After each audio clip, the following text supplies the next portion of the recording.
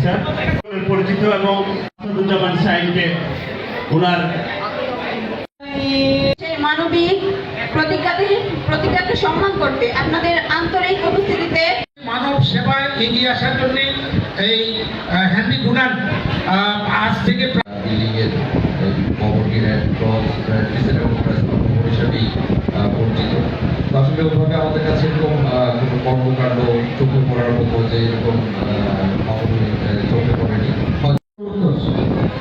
সাফল্য কামনা করছে এবং আশা করি কমিটি ভালো কাজ করবে, সবাইকে নিয়ে কাজ করবে। সবাইকে অসংখ্য ধন্যবাদ। আমি একটু হাদিস কোরআনের হিসাবটা আমি কোরআন শরীফে কোথাও লেখা নাই যে তুমি নামাজ পড়লে তুমি ভেসে যাও। বহু জায়গায় লেখা আছে যারা সৎ কর্মশীল এবং বিশ্বাসী তাদেরকে বেহেশতে সুসংবাদ দাও।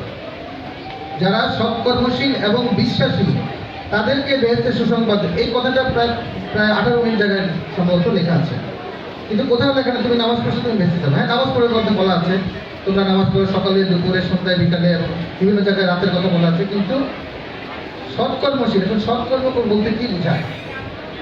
তুমি মাদার টেরেসার নাম তো আমরা সবাই শুনেছি। মাদার টেরেসা কোথায় তার বাসিন্দা? মাদার টেরেসা হচ্ছে আলবেনিয়ার বাসিন্দা। আলবেনিয়া হচ্ছে ইউরোপের একটা দেশ।